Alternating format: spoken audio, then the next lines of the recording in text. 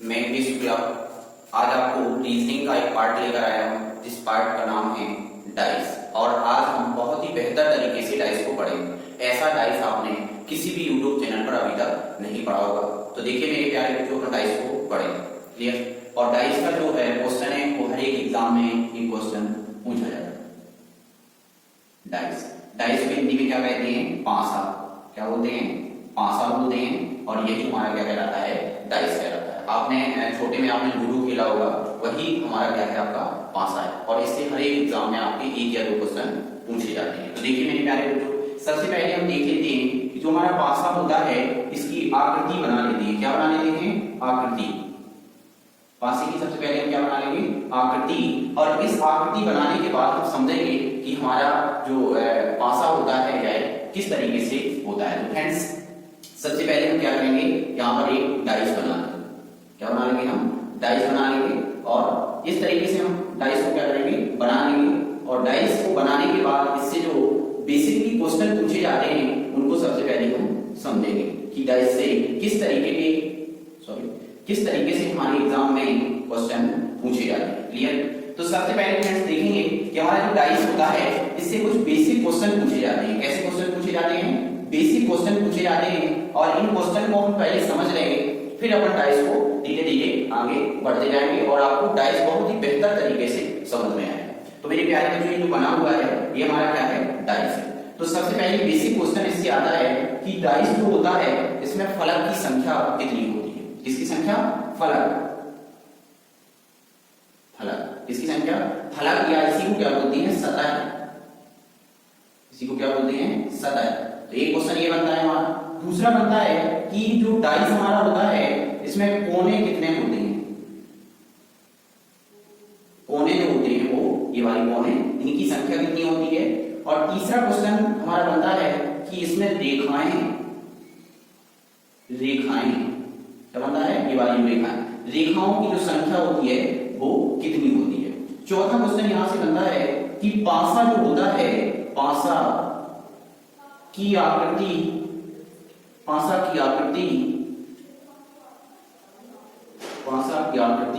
कैसी होती है? पासा जो होता है उसकी आकृति कैसी होती है? तो फ्रेंड्स हम समझेंगे पासे को बहुत ही बेहतर तरीके से। सबसे पहले तो आप ये समझ रहे हैं कि पासा होता क्या है। तो फ्रेंड्स, आप जिस रूम में अभी बैठे होंगे या आप एग्जाम देने जाएंगे तो किसी रूम में बैठे होंगे और पासे का जो क्वेश्चन सॉल्व करना है वो हमको रूम देखकर ही करना है। अर्थात हमारा जो रूम है इसमें जो हमारी दीवारें होती हैं, रूम में क्या होती हैं? दीवारें होती हैं। उन्हीं दीवारों को हम क्या बोलते हैं? फलक या सतह बोलते हैं। तो आप एक बंद कमरे को समझ लें कि ये हमारा क्या है? डाइस है। समझ रहे हैं? अब इस डाइस में हमको क्या निकालना है? फलक की संख्या निकालना है। तो देखिए मेरे प्यारे बच्चों, आप दीवार को काउंट करेंगे वही हमारे फलक की संख्या होगी। जैसे कितनी दीवारें होती हैं आपको नीचे और ऊपर वाली जो छत होती है उसको भी क्या करना है? काउंट करना है। ठीक है? तो काउंट करेंगे 1 2 3 4 5 और 6। इस तरीके से हमारे जो फलक होते हैं, फलक की संख्या जो निकलती है वो कितनी होती है? 6 होती है। तो एग्जाम में ऐसा क्वेश्चन डायरेक्टली भी पूछा जा सकता है कि डाइस जो हमारा होता है उसमें फलक की संख्या कितनी होती है। तो इस तरीके से आपको एक रूम मैंने आपको बता दिया, इससे आपको कभी भी नहीं भूलेगा कि फलक की संख्या कितनी होती है। Clear friends? अगला है कोने। क्या पूछ रहा है वो? कोने। तो फ्रेंड्स, आपको इसी रूम को सपोज करना है और आप देखेंगे कि जो हमारा रूम होता है इसमें 4 कोने नीचे होते हैं और 4 कोने ऊपर होते हैं। इस तरीके से आप देखेंगे तो हमारे इसमें कोनों की जो संख्या होती है वो कितनी होती है? 8 होती है। समझ रहे होंगे मेरे प्यारे बच्चों? इसके बाद इसमें क्वेश्चन आता है रेखाएं। क्या क्वेश्चन आता है? रेखाएं। तो मेरे प्यारे बच्चों, रेखाएं क्या है? ये वाली जो डली हुई है इनको क्या बोलेंगे हम? यही हमारी क्या है? रेखाएं। तो इसको भी हम एक रूम से समझेंगे कि जब हमारा एक बंद कमरा होता है तो 4 रेखाएं हमारी नीचे डली रहती हैं, तो 4 हो जाएंगी हमारी। इसके बाद जो रेखाएं ऊपर जाती हैं तो 4 हो जाएंगी, तो कितनी हो जाएंगी? 8 हो जाएंगी। उसके बाद 4 रेखाएं हमारी कहां डली रहती हैं? ऊपर डली रहती हैं। ठीक है? तो इस प्रकार से हमारी जो रेखाओं की संख्या होगी वो कितनी हो जाएगी? हमारी 12 हो जाएगी। फ्रेंड्स, आपको समझ में आ रहा होगा। इसके बाद अगला क्वेश्चन आता है यहाँ से कि जो पासा होता है उसकी आकृति कैसी होती है, अर्थात पासे की आकृति कैसी होती है। तो इसको समझिएगा, एक जो हमारा पासा होता है उसकी संपूर्ण आकृति देखने के लिए, क्या देखने के लिए? संपूर्ण आकृति पासे की संपूर्ण आकृति हमें जब देखना हो तो हमें क्या करना पड़ता है, दो आकृतियों के द्वारा इसको प्रदर्शित किया जाता है। कैसे प्रदर्शित किया जाता है, जैसे एक जो हमारा डाइस होता है उसमें सतह की संख्या कितनी होती है, 6 होती है। तो यहाँ पर देखिएगा हम आपको जो हमारा डाइस होता है उसकी आधी सतह को बनाए, क्लियर, ये यहाँ पर बना देते हैं। इस तरीके से आप इसको बना सकते हैं, ठीक है। तो ये हमारा क्या हो गया, ये संपूर्ण आकृति हमारे पासे की बन गई, ठीक है। तो यहां पर आप देख रहे हैं कि एक पासा जो है इसकी एक जो आकृति बनी है इसमें ये जो दिखाई दे रही है इनको क्या बोलते हैं, सतह बोलते हैं। तो इसमें कितनी सतह दिखाई दे रही है आपको, 3 सतह दिखाई दे रही है। इसलिए पासा जो होता है इसकी आकृति जो होती है, इसकी आकृति कैसी होती है, त्रिविमीय, ठीक है, समझ रहे फ्रेंड्स। इसकी आकृति कैसी होती है, त्रिविमीय होती है और इसी को 3D आकृति कहा जाता है, समझ रहे फ्रेंड्स, ठीक है। पासे में जो फलक होते हैं उनकी संख्या कितनी होती है, 6 होती है। कोने जो होते हैं वो कितने होते हैं, 8 होती हैं। रेखाएं जो होती हैं वो कितनी होती है, 12। और जो त्रिविमीय आकृति अर्थात जो पासा हमारा होता है उसकी आकृति त्रिविमीय और 3D होती है। और पासे की संपूर्ण आकृति देखने के लिए हमें 2 आकृति बनाने की आवश्यकता होती है। एक फ्रेंड्स और यहाँ पे क्वेश्चन देख लीजिएगा कि पासे की जो विपरीत सतह होती है, क्या होती है, विपरीत सतह। पासे की विपरीत सतह को एक साथ नहीं देखा जा सकता है। कैसे नहीं देखा जा सकता है, आप देखिएगा फ्रेंड्स, आप जो आप जिस रूम को मैंने बताया है आप देखिएगा इसकी विपरीत सतह क्या होगी, ये हो जाएगी, इसकी विपरीत सतह ये हो जाएगी और इसकी विपरीत सतह वो हो जाएगी। अब फ्रेंड्स आप देखिएगा जब इस सतह को देखेंगे तो हम इस सतह को नहीं देख पाएंगे और जब हम इस सतह को देखेंगे तो इस सतह को नहीं देख पाएंगे। इस प्रकार से पासे की विपरीत सतहों को एक साथ नहीं देखा जा सकता है, समझ रहे फ्रेंड्स आप। इसके बाद अब हम पढ़ेंगे पासे के प्रकार। इसके बाद क्या पढ़ेंगे हम, पासे के प्रकार, टाइप्स ऑफ डाइस, ठीक है। पासा पढ़ेंगे और इसके हम क्या पढ़ेंगे, प्रकार पढ़ेंगे। तो पासा जो हमारा होता है ये 2 प्रकार का होता है। कितने प्रकार का होता है, 2 प्रकार का होता है। पहला हमारा होता है क्या, सामान्य पासा, क्या बोलते हैं इसको, सामान्य पासा। और इसी को इंग्लिश में क्या बोलते हैं, सिंपल डाइस, ठीक है। और दूसरा जो हमारा होता है इसको बोलते हैं मानक पासा और इसको इंग्लिश में बोलते हैं स्टैंडर्ड डाइस, ठीक है। तो पासा जो हमारे होते हैं वो कितने प्रकार के होते हैं, 2 प्रकार के होते हैं, क्लियर फ्रेंड्स।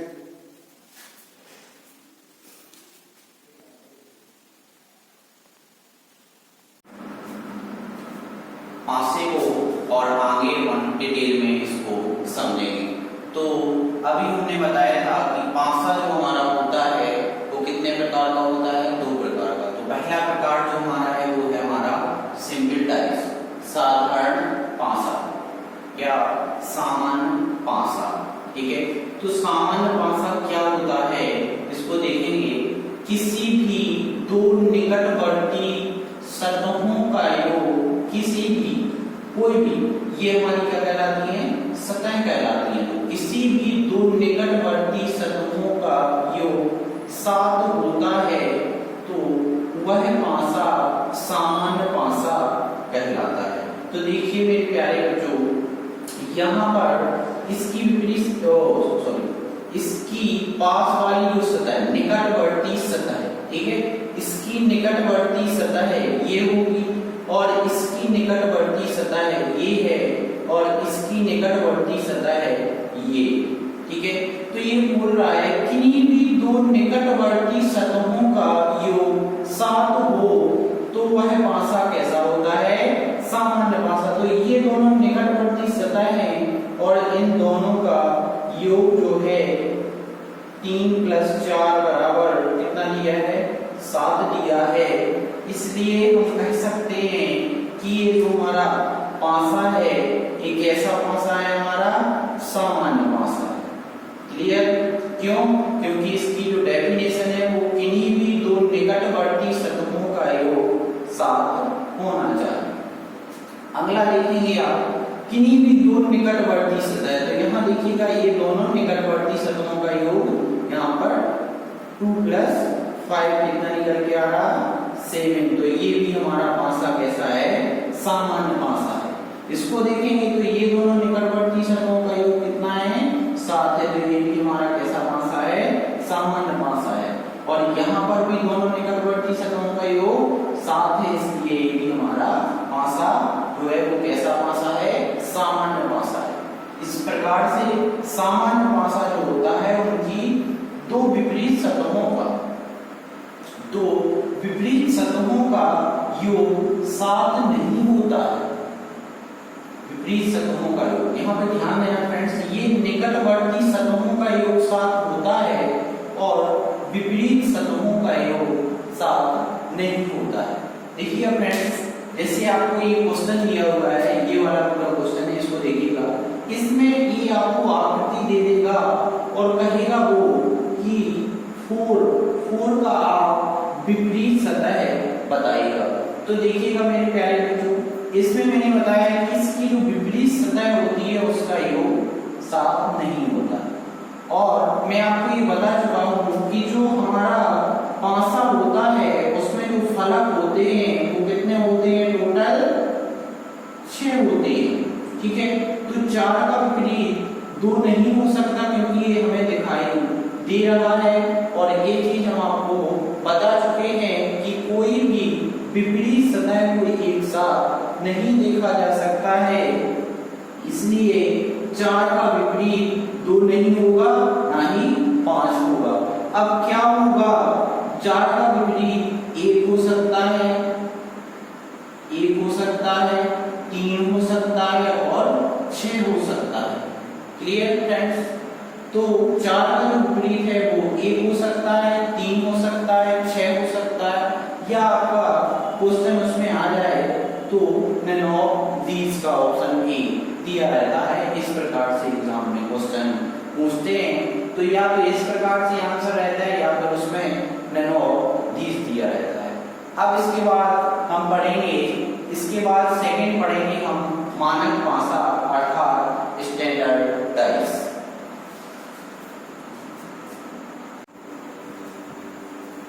तो नेक्स्ट देखिएगा, नेक्स्ट हमारा जो होता है वो कहलाता है हमारा मानक पासा।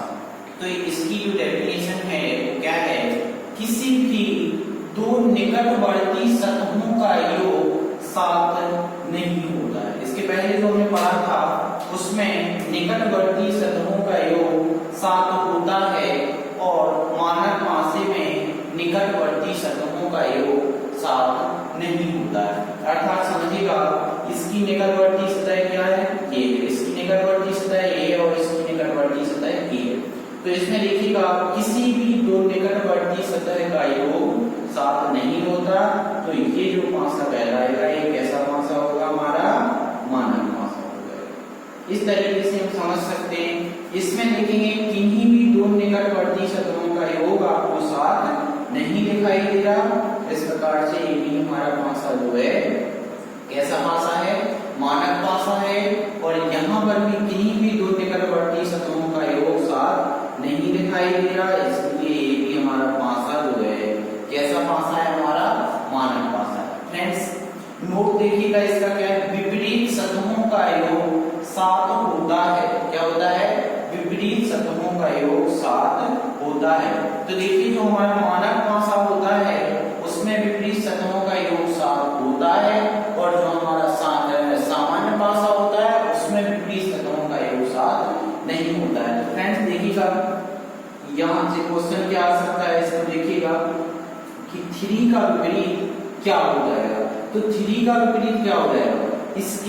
इसका जो विपरीत होगा उस दोनों का योग कितना चाहिए अपन को? 7। तो इसमें कितना जोड़ेंगे हम?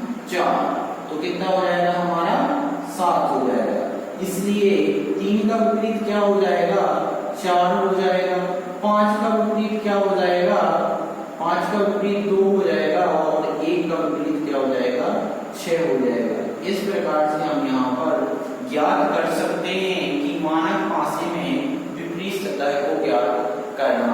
इस तरीके से आपको समझ में आ गया होगा कि सामान्य पासा क्या होता है और मानक पासा क्या होता है।